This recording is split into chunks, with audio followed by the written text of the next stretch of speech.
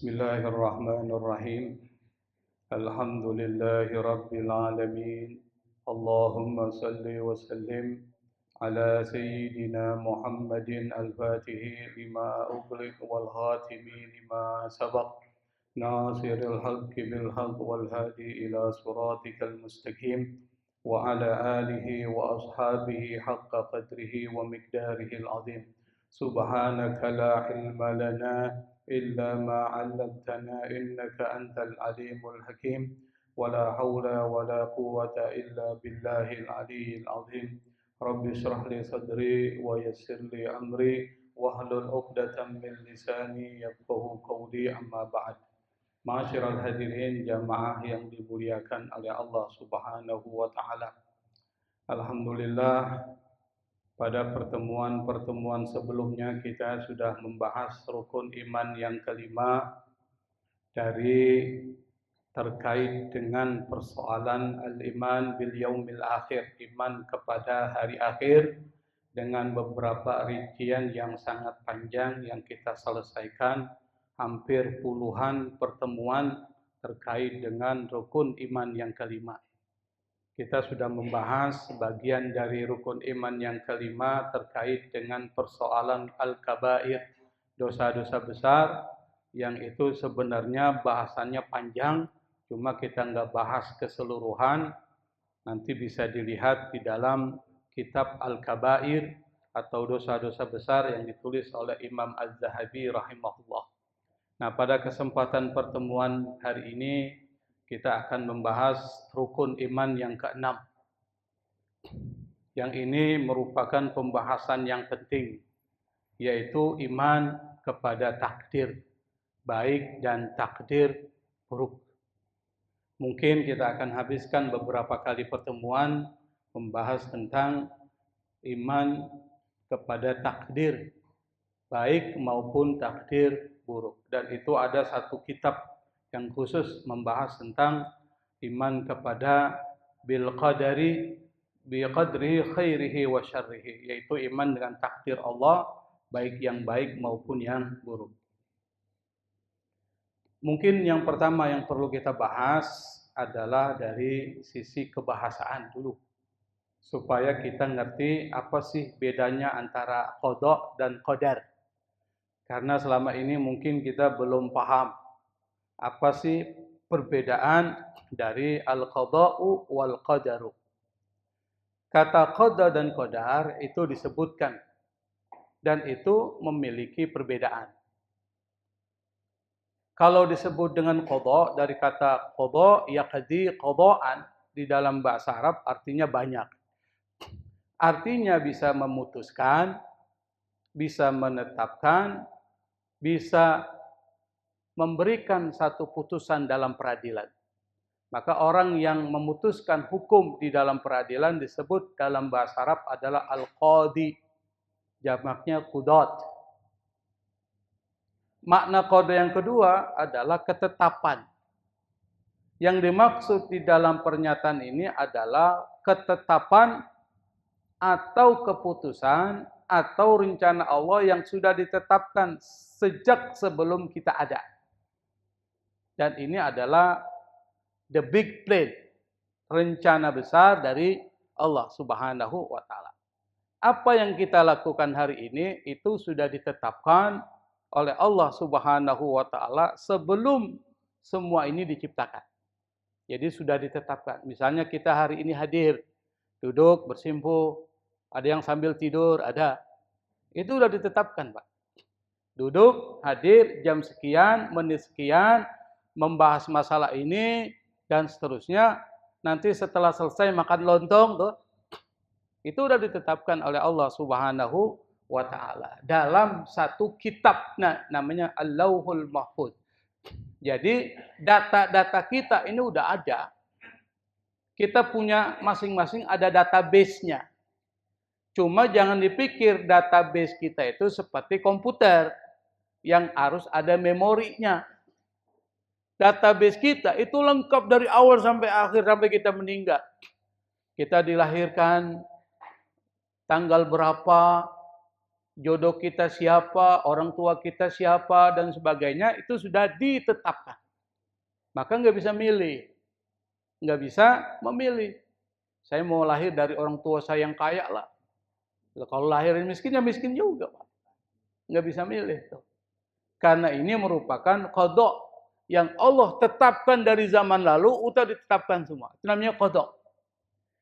Nah, kejadian yang nyata dari ketetapan tadi itu rinciannya dari pertama kali dilahirkan terus sampai meninggal tuh, dan kejadian-kejadian semuanya itu terjadi dalam ketetapan Allah. Nanti realisasinya, perwujudannya namanya takdir, qadar. Misalnya apa? Apa yang ditetapkan Allah jam sekian dan sekian, maka takdirnya kita di sini sekarang. Takdir kita apa? Duduk, dengerin pengajian. Maka kita beruntung, Pak, yang kita ambil takdir yang bagus. Takdir yang bagus. Kenapa? Memang yang harus kita cari dan kita kejar takdir yang bagus. Karena kita nggak tahu putusan Allah seperti apa. Ketetapan Allah kita nggak tahu, tapi semua sudah ditetapkan. Misalnya kita kawin dengan siapa, itu takdir. Tapi ketentuan kita kawin dengan siapa udah ditetapkan sebelumnya, namanya apa? Apa itu? Qada. Catatan kita di awal udah ditentuin, ente kawin dengan si A, nanti punya anak sekian, anaknya ini, ada yang gendut, ada yang kurus misalnya itu. Udah tentuin tuh. Nah, realisasinya kita kawin dengan dia tuh. Dia namanya takdir. Kalau dapat bini yang cakep, takdirnya bagus. Kalau bininya minta duit mulu, takdirnya buruk. Artinya apa? Kita ini hidup menjalani takdir. Maka jalanilah takdir yang baik. Kenapa? Karena kita nggak tahu ketetapan Allah seperti apa.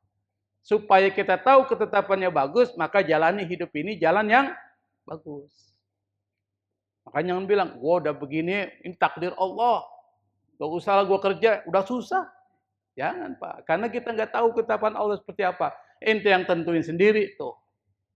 Nah, itu perbedaan antara qada dan qadar. Bisa dibedakan, Pak ya? Apa yang disebut dengan qada? Ketetapan zaman dulu sudah ditetapkan.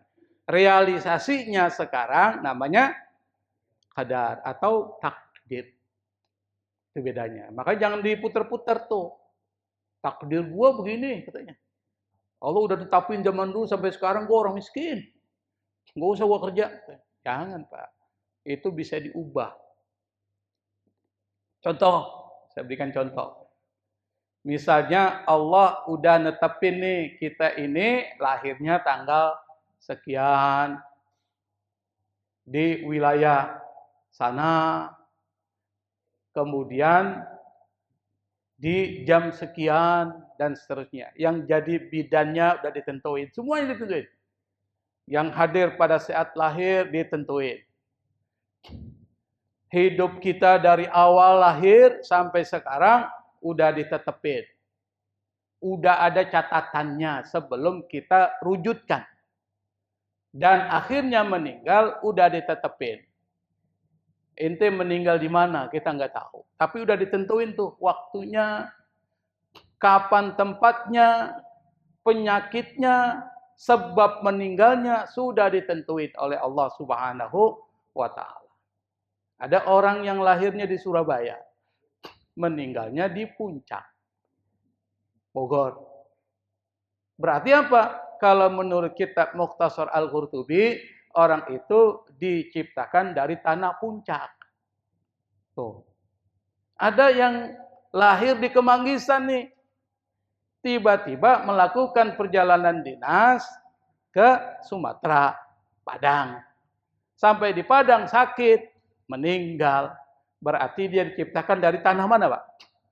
Tanah Padang. Menurut kitab Mukhtasar Al-Qurtubi. Nah, kita nggak tahu, Pak. Wala tadri nafsum madza taksibu goda. Setiap orang nggak akan tahu apa yang dilakukan oleh seorang besok.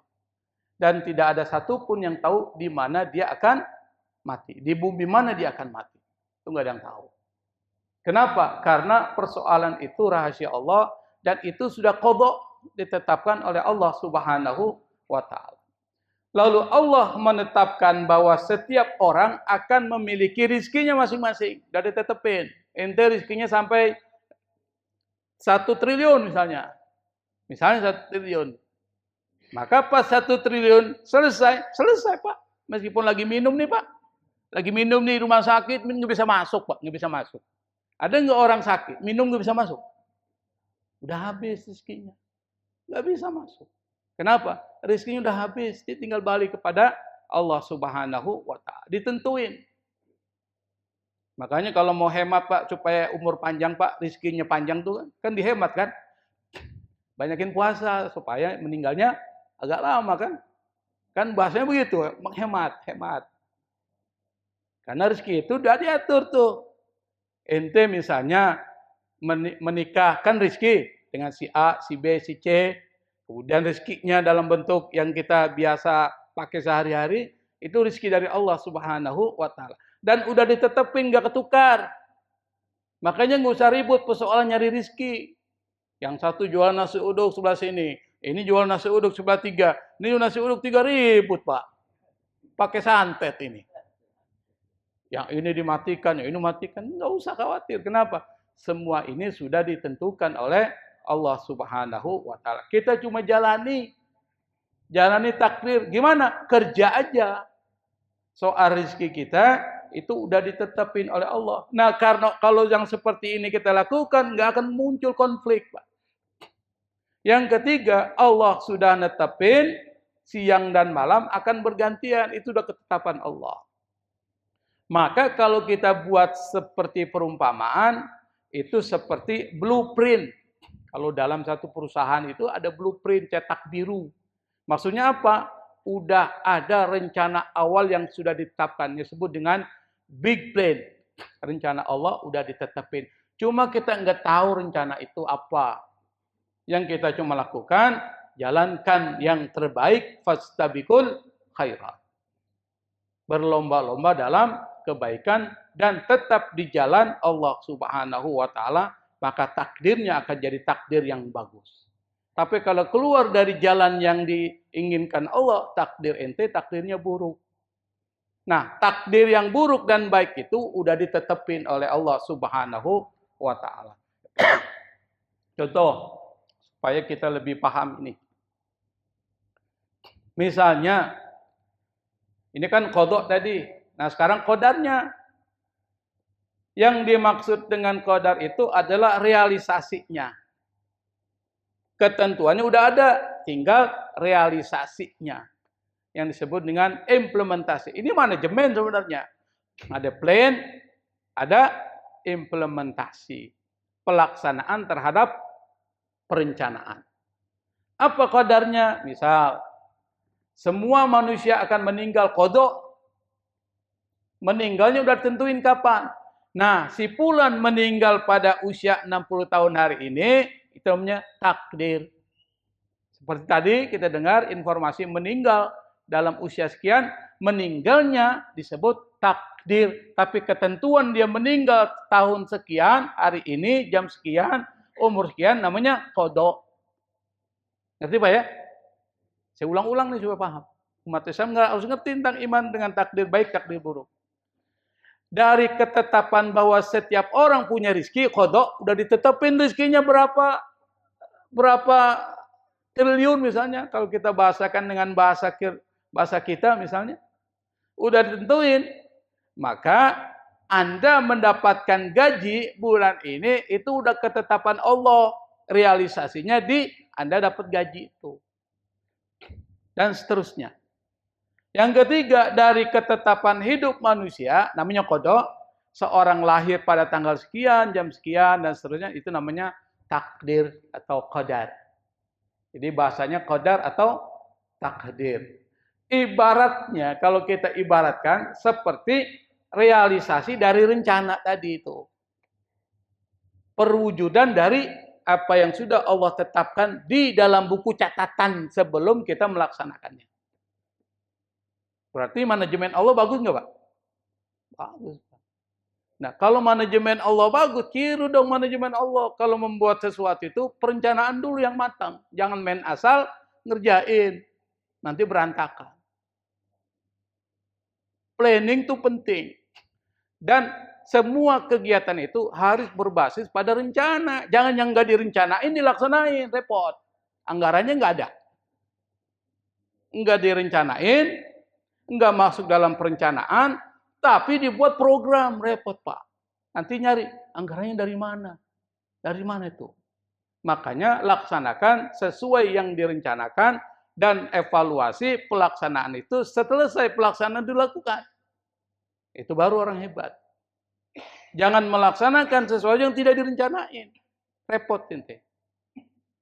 Maka hidup kita Pak harus muhasabah. Melakukan introspeksi. Dalam introspeksi itu ada planning. Besok nih, gua akan melakukan bikin 1, 2, 3, 4 yang baik-baik nih. Kemarin gua sholat tahajud cuma 2 rakaat. Masih kurang. Besok gua tambah 4. Kemarin gua sholat cuma 2 menit. Sholat tahajud 2 rakaat 2 menit. Berarti 1 rakaat 1 menit. Itu kependekan, tambah. Jadi 5 menit. Besokannya 10 menit. Berarti bacaan-bacanya ditambah, Pak. Kemarin gue baca kuliah kulhu. Sekarang gue harus tambah nih. Apa? Wasyamsi waduhaha wal laili idza yaksha. Jadi 2, wal lail. Ada dari surat An-Syams dan wal lail. Besokannya tambah. Ad-Dukhan. Alif lam mim sajdah ad-Dukhan. Besokannya tambah 2 juz. 1 kali rakaat. Gempor kaki kita, Pak. 2 juz 1 kali rakaat. Yang kedua 2 juz, gempor kita. Besokannya nggak hidup lagi tuh. Jadi harus ada perencanaan dan harus ada evaluasi. Ini yang dilakukan Allah. Semuanya berdasarkan perencanaan. Nanti ada realisasinya. Yang disebut dengan qada wal qadar. Kalau kita ibarat perumpamaan, Mbak, nih perumpamaan. Saya buat untuk memudahkan aja. Meskipun ini seperti pelajaran anak SMA ya, tapi untuk memudahkan. Seperti misalnya guru nih, guru kan di dalam lesson plan-nya, seperti saya ini dosen, itu sudah bikin perencanaan. Setiap pembelajaran itu direncanain, nggak bisa langsung tiba masa tiba akal. Perencanaannya apa? Ini ada 4 jam pelajaran. 4 jam pelajaran kira-kira itu apa yang dilaksanakan dalam 4 jam pelajaran itu. Itu dibikin sejenis lesson plan atau perencanaan pembelajaran. Nah, di dalam perencanaan itu ada namanya ujian. Ada nggak ujian? Ada, nggak mungkin belajar kalau nggak dievaluasi. Evaluasi namanya ujian. Nah, pada saat ujian, udah ditetepin sebelum dilaksanain. Ditetepin nggak tuh di lesson plan? Ada kan? Maka namanya qada. Udah direncanain tanggal sekian, hari sekian, laksanakan ujian. Materi-materi yang diuji adalah materi 1 sampai materi 6. Kemudian dibikin soalnya tuh. Apakah soalnya esai atau multiple choice, pilihan berganda dibuat. Gak dibuat itu. Kita buat tuh Pak semua perencanaan. Nanti pas hari hanya langsung laksanain ujian, siswa mengerjakan soal ujian. Ini namanya apa tuh? Takdir. Gampang kan? Membedainnya gampang kan? Qada sudah ditetepin, qadar itu realisasi terhadap qada, perencanaan yang sudah direncanakan. Mana dasarnya? Dasarnya jelas ayat Quran. Dan ayatnya banyak Pak, saya ngambil cuma beberapa poin aja. Itu sampai puluhan ayat bicara tentang persoalan takdir, qadar. Dan bicara tentang persoalan qada. Apa? Yang pertama surat Al-Qamar. Inna kulla syai'in khalaqnahu biqadar. Sesungguhnya kami khalaqnahu menciptakan segala sesuatu itu biqadar. Dengan ukuran takdir. Enggak mungkin lepas dari ukuran. Semua udah diukur, semua udah ditetapin dan tepat tidak akan bergeser sedikit pun. Tuh Allah. Matahari diciptakan. Wasyamsu tajri limustaqarril laha. Dzalika taqdirul azizil. Matahari berputar di porosnya tuh. Dzalika taqdirul. Itu adalah takdir. Itu adalah penetapan ukuran. Dan matahari nggak bergeser, Pak. Pernah nggak matahari dia bosan berputar? Pernah nggak? Nggak pernah, Pak. Bayangkan matahari kalau bosan berputar, mati kita semua, Pak. Gue capek, gue putar terus ah. Biarin aja lah, mati semua, Pak. Tuh. Matahari bergeser 0,001 cm, kebakar, Pak. Karena apa? Sudah, semua itu udah ditentuin batasannya. Anda nggak akan kebakar dengan matahari. Panas iya, tapi nggak akan kebakar. Di Saudi Arabia sampai 42 derajat misalnya. Berapa derajat Pak Yunus? Hah? 45. 45 Pak. Panasnya tuh Pak. Panas banget itu. Kebakar nggak orang yang di situ? Enggak. Emang lu udah tetapin nggak akan kebakar. Nah, kalau dia bergeser sedikit tuh, tidak sesuai dengan penetapan Allah, Allah ngaturnya sembarangan misalnya, kebakar Pak.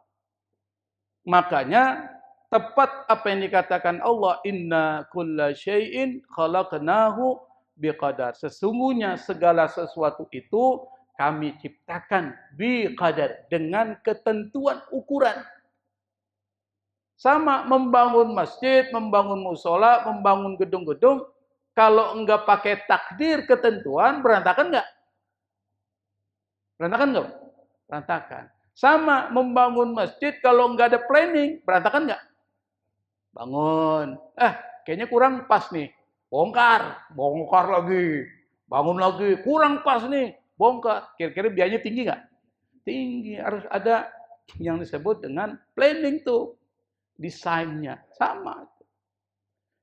Yang kedua, surat At-Taubah. Ayat 51. Qul la yusibana illa ma kataballahu lana. Huwa maulana wa 'alallahi falyatawakkalul mu'minun. Qul, katakan ya Muhammad, lan, tidak pernah yusibana, menimpa kami, illa, kecuali ma kataballahu lana, apa yang udah Allah tetapin, Allah udah tulis. Jadi apa yang kita lakukan sekarang ini semuanya udah ditulis di dalam catatan Allah. Masing-masing kita punya database-nya, punya buku catatannya. Enggak bercampur, enggak berubah. Itu udah ada ketetapannya. Kita misalnya sakit, batuk-batuk, saya sakit batuk-batuk udah 1 bulan Pak, enggak hilang-hilang. Itu ketetapan Allah. Dan setiap ketetapan Allah ada hikmahnya. Apa hikmahnya? Ya salah satu menghapus dosa, sedikit-sedikit. Yang kedua, kita supaya belajar sabar dalam menghadapi musibah. Tujuannya itu karena dunia ini darul ibtila, rumah ujian. Kita diuji itu. Nah, apapun yang menimpa kita, kata Allah, itu udah ditetapin oleh Allah Subhanahu wa taala. Huwa maulana, dia adalah Tuhan kami, Tuhan kami, pelindung kami, wa 'alallahi falyatawakkalul mu'minun, dan apa yang ditimpa musibah kepada kalian, maka kalian bertawakallah kepada Allah, pasrahkan hanya kepada Allah. Maksudnya apa? Jangan ngeluh, jangan komplain dan macam-macam sampai nyalahin Allah. Karena apa yang sudah dilakukan, apa yang menimpa kita, semua itu sudah menjadi ketetapan Allah. Allah yang punya. Allah membuat kita seperti apa, itu urusan Allah, bukan urusan kita. Kita ini milik Allah. Maka apapun yang dilakukan Allah kepada kita, intinya bisa komplain. Karena punya Allah. Mau komplain gimana? Allah yang punya. Misalnya saya punya barang Pak, nih barang. Saya dikasih HP oleh orang. HP itu jadi punya saya bukan? HP itu saya lempar aja, saya hancurin. Boleh nggak? Boleh nggak? Yang lain komplain. Wah, itu mau. Lah urusannya apa? HP gua mau injak, gua mau lempar, urusan gua. Kenapa lu yang sewot? Bahasanya gitu, Pak. Sama dengan Allah, lu punya gua mau melakukan terhadap lu urusan gua. Kenapa lu sewot? Betul nggak, Pak? Itu yang seharusnya kita laksanakan, lakukan di dalam kehidupan kita. Ikutin aja apa mau Allah. Yang ketiga, surat Al-Hadid ayat 22, ini cuma 3 saya kutip. Karena kata 3 itu sudah menampakkan banyak jamak. Dalam bahasa Arab, jamak itu lebih dari 2. Kalau kita lebih dari 1 sudah dianggap jamak. Kalau dalam bahasa Arab, lebih dari 2 itu jamak. Kalau 2 belum jamak, namanya musanna. Musanna itu 2. Kalau 1 mufrad. Maka setelah musanna baru jamak. Maka yang disebut jamak 3. Di antara ayat-ayat Quran yang banyak itu saya ambil 3 aja untuk mewakili yang semuanya sama. Dalam surat Al-Hadid ayat 22 disebutkan ma asaba min musibatin fil ardi wala fi anfusikum illa fi kitabin min qabli an nabra'aha inna dzalika 'ala Allah yasir. Ma apa asaba menimpa min musibatin, musibah apapun yang menimpa, karena min ini dalam bahasa Arab menjelaskan ma. Jadi kalau dalam bahasa Arab kata ma asaba min, maka ma itu dijelaskan oleh min setelah kalimat itu. Musibah apapun yang menimpa, itu maksudnya gitu. Fil ardi, di bumi, wala fi anfusikum, termasuk di dalam diri kalian, illa kecuali semua musibah itu fi kitab.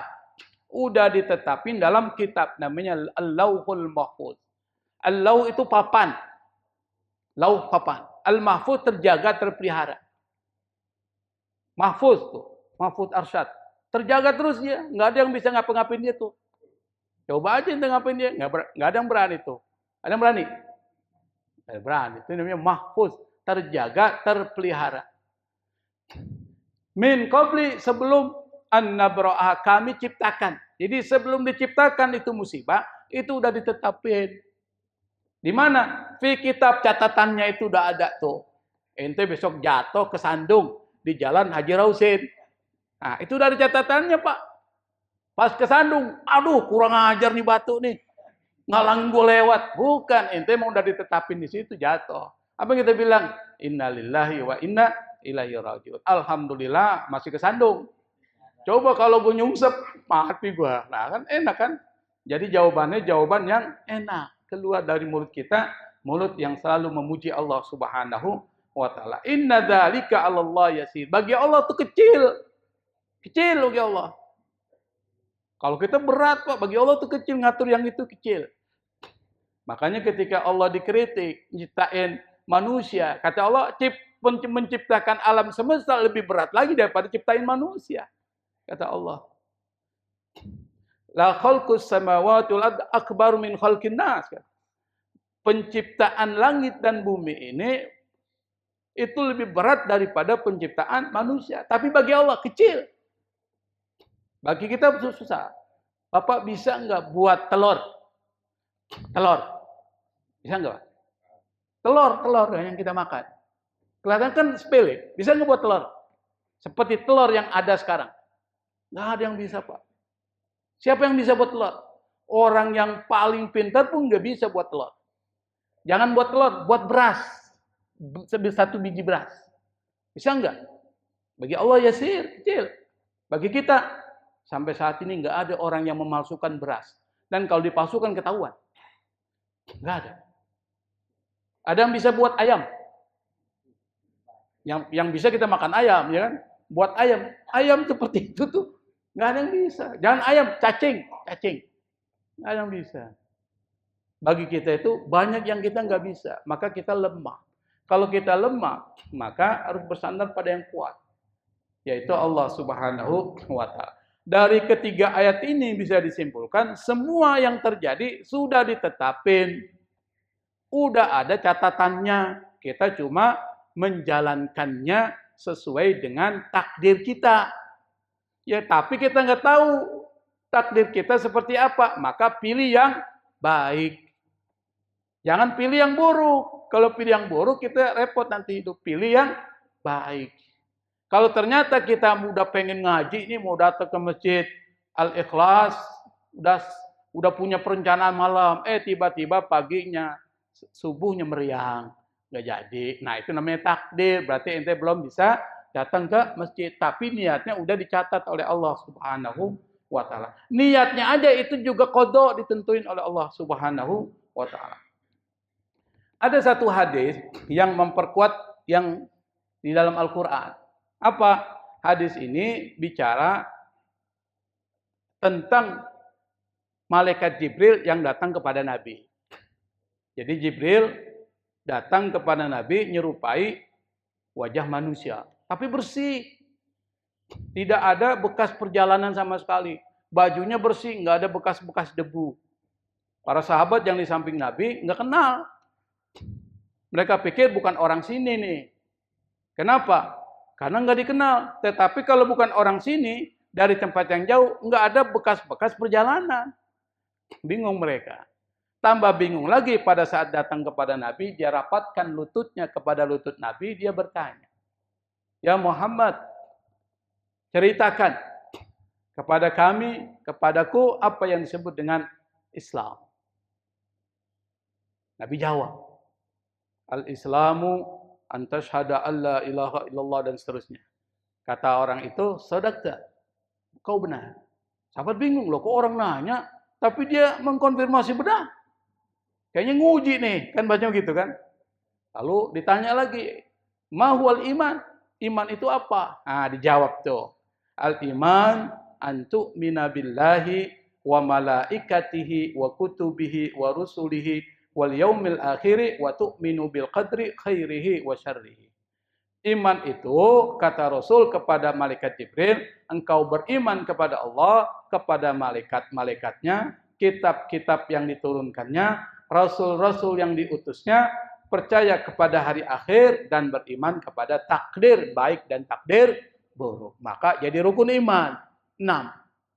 Ini jadi rukun iman. Ini dari rukun iman ini. Apa kata Jibril? Sadaqta. Kau benar ya Muhammad. Akhbirni anil ihsan. Ceritakan tentang ihsan. Apa itu ihsan? An ta'budallaha ka'annaka tara fa illam takun tarahu fa innahu yarak. Engkau menyembah Allah seakan kau melihatnya, kalau engkau tidak melihatnya, Allah melihat kau. Nah, ini jadi dasar tasawuf. Maka jadi 3 ini jadi pilar. Iman, Islam, ihsan. 3-nya harus kita ambil. Iman, tauhid, perkuat. Islam, fikihnya. Ihsan, tasawufnya. 3. Barang siapa yang berpegang kepada waman jama'a bainahuma faqad tahaqqaq. Barang siapa yang mengumpulkan keduanya, fikih dan tasawuf, faqad tahaqqaq. Maka dia akan mencapai pada hakikat yang sebenarnya, yaitu ma'rifatullah. Mengenal Allah Subhanahu wa ta'ala. Bukan cuma fikih doang, tasawuf juga Pak. Bukan cuma tasawuf doang dipelajari, fikih juga. Tapi keduanya ini sebelumnya harus pelajari tauhid. Jarang pengajian tauhid. Kemanggisan ini.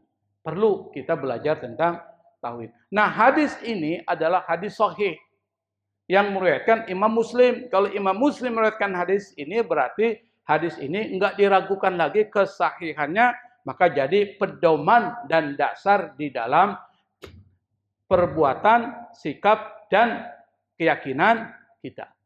Berarti iman kepada takdir baik dan takdir buruk dasarnya kuat. Iman kepada qada dan qadar maksudnya apa? Ente yakin, ente percaya bahwa semua yang terjadi di alam semesta ini sudah ditetapkan oleh Allah.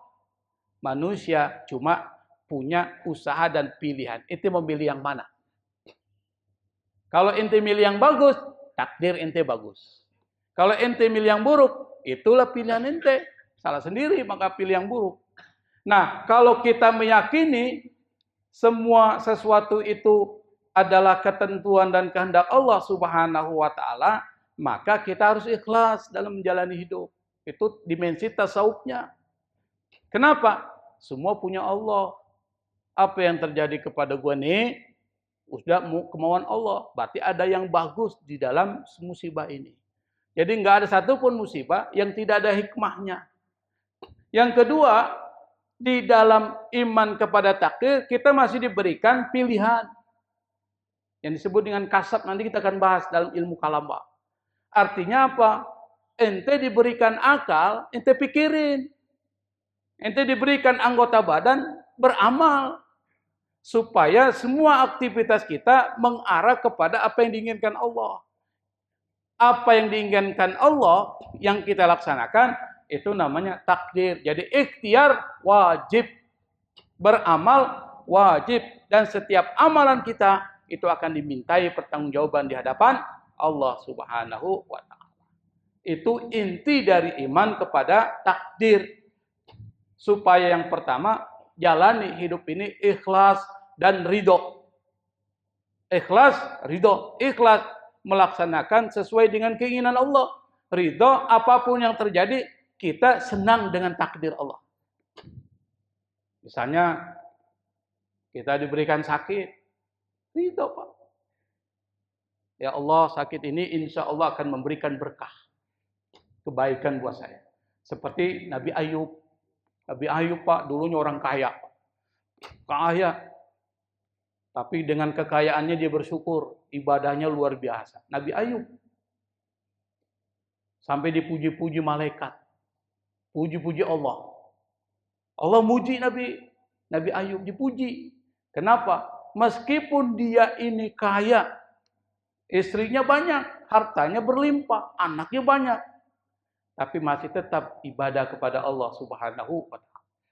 Enggak lepas. Bahkan ibadahnya sampai luar biasa. Apa kata iblis? Pantas aja ya Allah. Dia beribadah seperti itu. Kenapa? Dia kaya. Hartanya berlimpah. Tentu dia harus bersyukur. Coba kau ambil semua hartanya itu. Ditantang Allah. Oke, kata Allah. Yang pertama, istrinya. Yang pertama apa? Hartanya ludes. Miskin. Anaknya mati semua, Pak. Beratnya tuh, Pak. Harta yang dia miliki banyak. Kalau kita ngalamin, stres nggak, Pak? Tiba-tiba bangkrut total. Harta yang dulu misalnya ratusan triliun atau ribuan triliun. Sekarang kita bicara jangan miliar, Pak ya. Triliun kita bicara sekarang. Kenapa? Miliar udah kecil tuh. Triliun. Ribuan triliun dia punya. Hilang tinggal 0. Stres nggak, Pak? Kalau Bapak punya uang, jangan tilu enggak. 200 juta.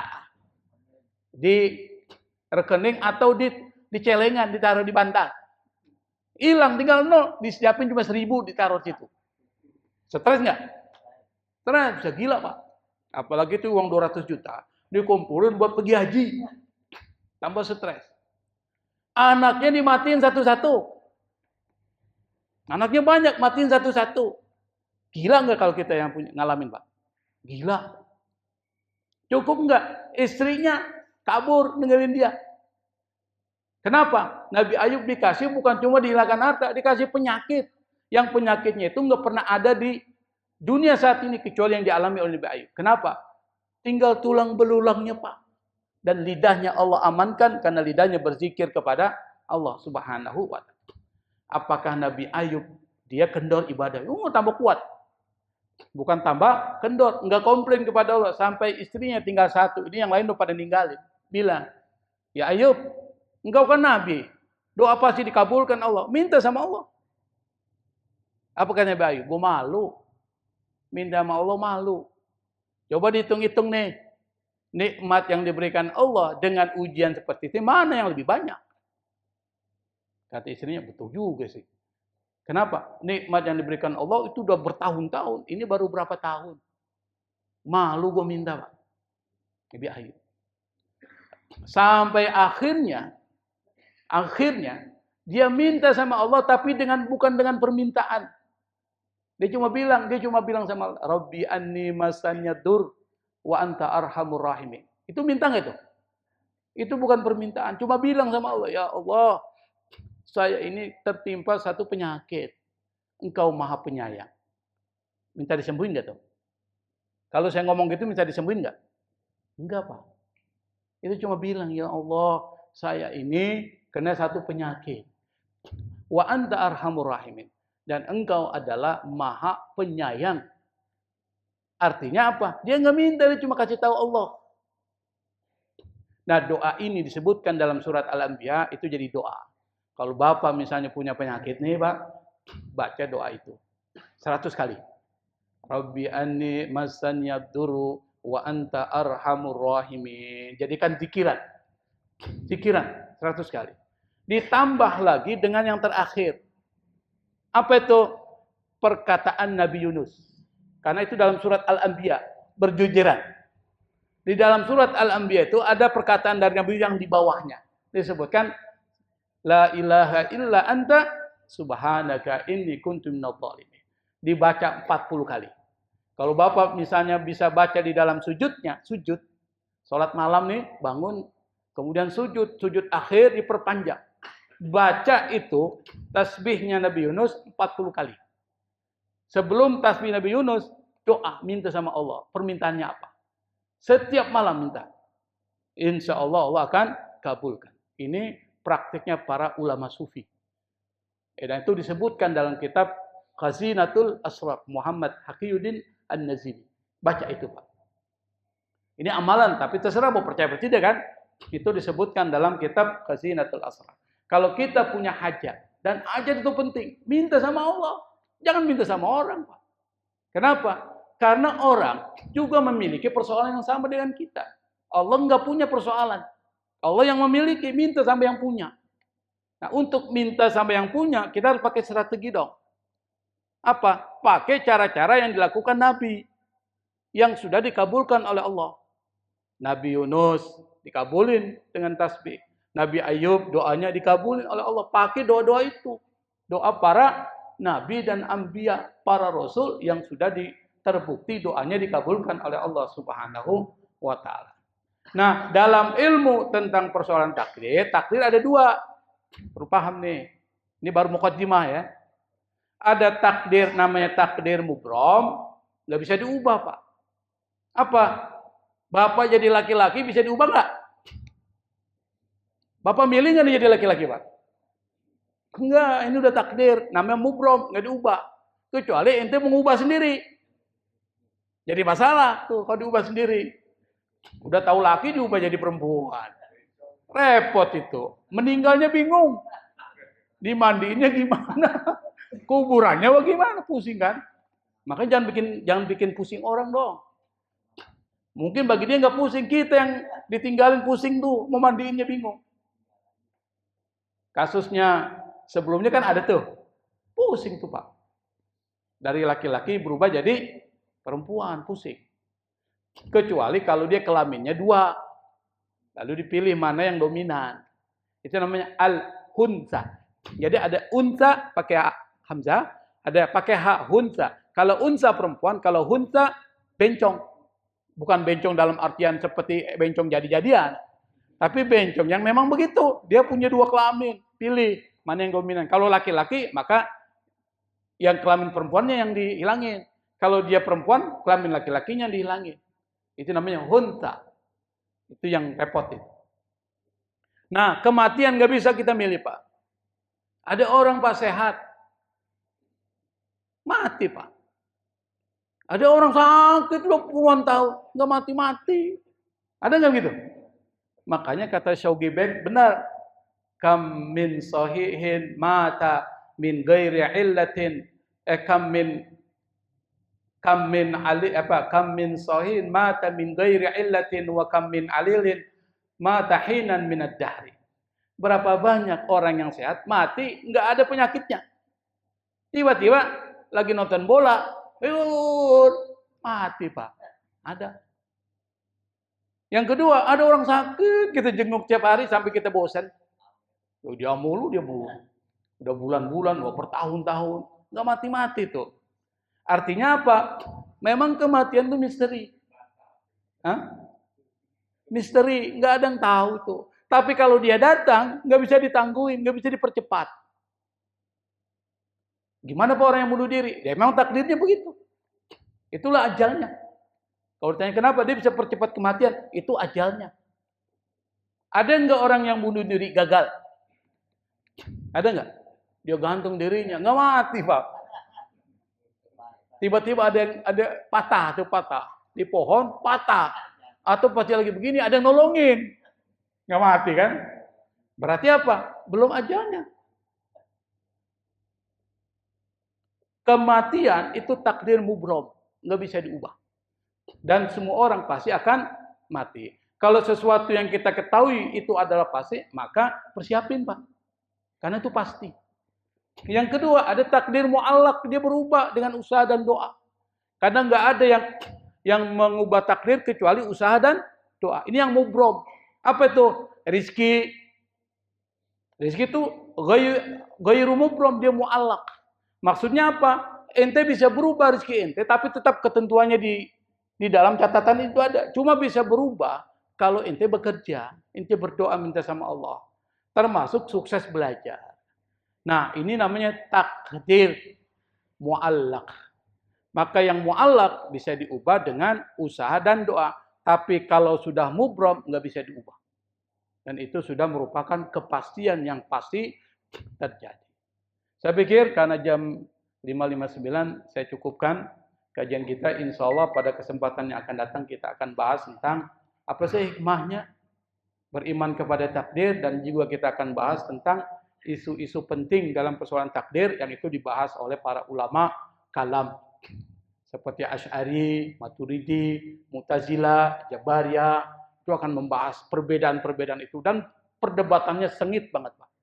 Ini pembahasan ilmu kalam. Kita akan bahas meskipun mazhab kita Asy'ari, tapi yang penting kita akan ngerti nih bahwa di dalam persoalan ini ada perdebatan-perdebatan. Wallahul musta'an, wallahul muwaffiq ila aqwamit thariq, wal afwa minkum. Wassalamualaikum warahmatullahi wabarakatuh.